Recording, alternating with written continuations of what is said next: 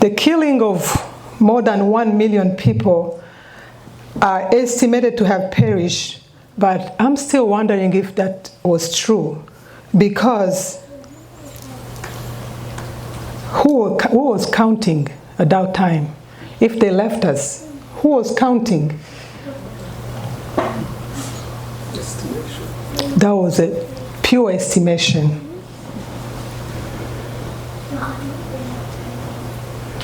In the meantime, the propaganda, how the genocide was well prepared and orchestrated, April 21st, the UNAMIR troops were asked to withdraw and go back.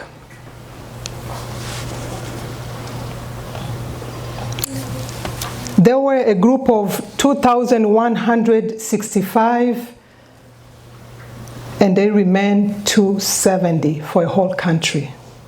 You can imagine if they were going to be of any help to anybody. In the absence of commitment to reconcile the Rwandan parties, the conflict, the tragedy, the capacity of the United Nations to reduce human to ashes, to see them killed in their eyes. June 2022. I'm being specific because it sounds like the international community, wherever they were watching from, they were keeping track of every step. But what happened to us who were in Rwanda? Myself and my husband, we were in the ceiling of the house. They didn't care, unfortunately. But guess what? The Rwandan community, the resiliency made us to thrive for unity. We thrive to find our own justice called Gacaca. We have so many testimonies of how we were asked to forgive even those who killed us, because Rwandan are resilient. Rwandan recognize that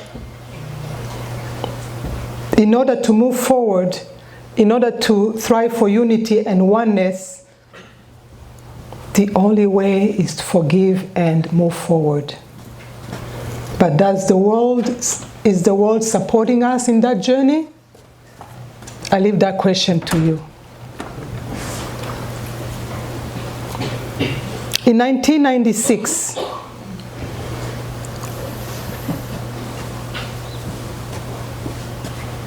millions, 1.4 million civilians of Rwandans who were able to flee in the neighboring country of Congo were assisted by the few troops that were in Kibuye, UNAMIR, whatever, to help the Rwandese to stay, but they find a way of letting them cross the border.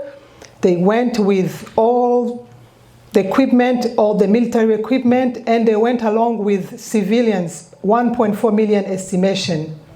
They were in camps, and the government of Rwanda was able to repatriate fellow Rwandans to Rwanda. What a courage. The International Criminal Tribunal for Rwanda took over in November 1994 to prosecute people who were responsible for the genocide. And they were able to induct 93 individuals from whom were responsible for serious violation of the international humanitarian law in 1994.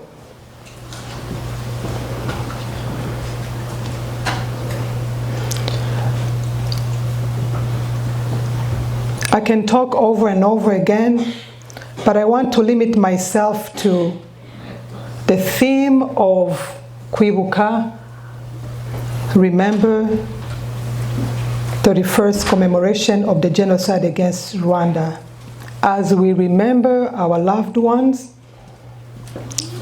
in the midst of the turmoils and the hatred